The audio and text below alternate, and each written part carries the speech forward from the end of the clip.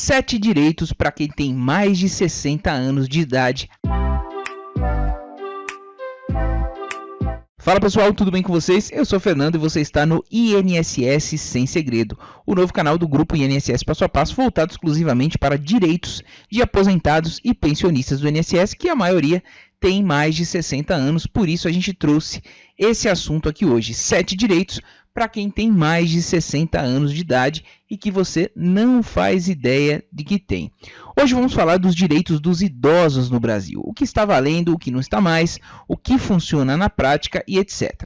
Primeira coisa que a gente tem que se basear é no Estatuto do Idoso. No Brasil, a maior conquista dos idosos foi a promulgação da Lei 10.741 de 2003, conhecida como Estatuto do Idoso.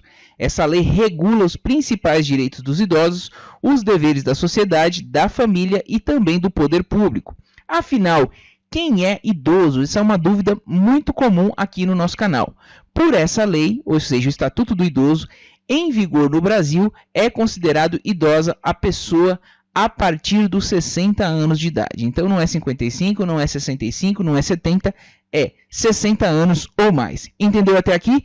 Então vamos dar continuidade aqui para saber dos direitos. Vou começar com um muito importante, principalmente agora em período aí de crise, né, que o Brasil está. Medicamento é um alto custo para os idosos, para os aposentados e pensionistas. E o artigo 15 do Estatuto do Idoso determina que cabe ao poder público fornecer aos idosos gratuitamente medicamentos, especialmente os de uso continuado, assim como próteses, órteses e outros recursos relativos ao tratamento, habilitação ou reabilitação da sua saúde. Para ter acesso aos medicamentos do programa Farmácia Popular, tanto na rede própria quanto nas farmácias privadas conveniadas ao programa, segundo o Ministério da Saúde, é preciso apenas apresentar um documento de identidade com foto, CPF e receita médica dentro do prazo de validade. Se porventura você não conseguir, principalmente se for um medicamento de alto custo, você tem que procurar a Defensoria Pública ou algum advogado da sua confiança para você conseguir fazer valer essa lei, porque às vezes o Estado fala que não tem aquele medicamento simplesmente porque ele é de alto custo, e aí você pode invocar aí a lei, exatamente o que eu falei aqui, Estatuto do Idoso, para conseguir isso mediante a justiça, certo? Esse foi o primeiro. Agora falando na justiça, vamos a ela aqui, ó. Pouca gente sabe que a justiça é morosa, demora muito, né? Eu não vou entrar com processo, vou esperar, vou deixar aí porque demora, eu vou morrer e não vou receber, mas olha só, os idosos também têm prioridade na tramitação de processos judiciais, nos quais figure como parte ou interveniente. Para conseguir o benefício, é preciso fazer a prova da idade e requerê-lo junto à autoridade judiciária competente. Em caso de morte, a prioridade se estende ao cônjuge ou companheiro também com mais de 60 anos. Então, muito interessante, você não precisa ficar esperando o processo na justiça, você tem prioridade também na fila de processos judiciais e poucos sabem disso. Dando continuidade aqui, transporte público. A gratuidade é assegurada pelo Estatuto do Idoso, mas há especificidades quanto à extensão do benefício nas legislações municipais. Assim, a idade mínima para entrar sem pagar pode variar entre 60 e 65 anos. Isso porque o Estatuto estabelece a obrigatoriedade só a partir dos 65 anos de idade e deixa a critério das administrações locais a decisão sobre incluir ou não os maiores de 60 anos. Recentemente a gente teve um caso com o prefeito de São Paulo, né, que extinguiu essa gratuidade que era a partir de 60 anos e seguiu o que está na lei geral, que é de 65 anos. Houve bastante protesto, a gente teve muita discussão, mas a prefeitura venceu e aí cortou dos 60 até os 64 anos, né, até completar 65 anos em São Paulo. Isenção do IPTU. Os desdobramentos do Estatuto do Idoso, Lei Federal número 10471 de 2003, vem garantindo algumas isenções tributárias sim, tais como o do IPTU. A isenção varia dependendo do município. A norma vale para as pessoas com idade acima de 60 anos, proprietárias de um só imóvel, aposentadas e com renda até 2 salários mínimos. Então não basta só ser idoso. Algumas cidades do Brasil já possuem essa isenção, como a capital paulista, Sena Madureira, no Acre, Petrópolis, no Rio de Janeiro e o Distrito Federal. Em Belo Horizonte, Minas Gerais, tramita um projeto de lei que concede essa isenção fiscal do imposto territorial urbano, né? Imposto predial territorial urbano, IPTU, a imóvel exclusivamente residencial com valor máximo de R$300 mil pertencente a pessoas acima de 60 anos. Então, fique de olho, procure aí na sua cidade, no seu município, para saber se já tem essa lei. Se não tiver, cobre, porque tem muito lugar já dando exemplo. Pensão alimentícia. O dever de pagar alimentos não é exclusivo dos pais, é isso mesmo. A obrigatoriedade de o filho pagar pensão para o seu ascendente também é prevista legalmente. De acordo com o artigo 12 do Estatuto do Idoso, aqueles que não tiverem condições de se sustentarem têm direito a receber pensão e a escolher de qual filho vai receber. É isso mesmo, que um às vezes não tem condição, outro tem e não quer dar, e aí tem como escolher sim.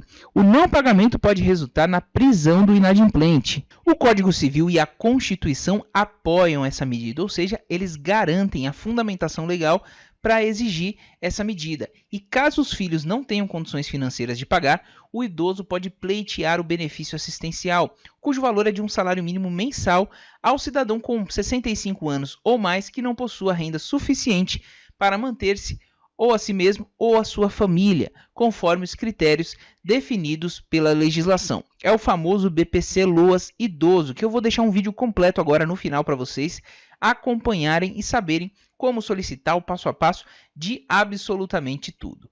Assistência à saúde. O poder público deve fornecer gratuitamente medicamentos aos idosos, especialmente em relação aos de uso continuado, como as próteses. Os idosos também têm direito a atendimento preferencial no Sistema Único de Saúde. Ainda que o Estatuto do Idoso vede a discriminação por parte dos planos de saúde no tocante à cobrança de valores diferenciados em razão da sua idade, a jurisprudência do STJ entende que o ajuste proporcional de preços à idade do segurado está ligado à expectativa de aumento na procura por serviços médicos e hospitalares por parte dos idosos. Isso quer dizer o quê? Traduzindo para vocês, que quanto mais idosa a pessoa fica, teoricamente, ela vai procurar mais um médico, gerando um custo maior para os planos de saúde. E aí o STJ autorizou o aumento proporcional à idade da pessoa.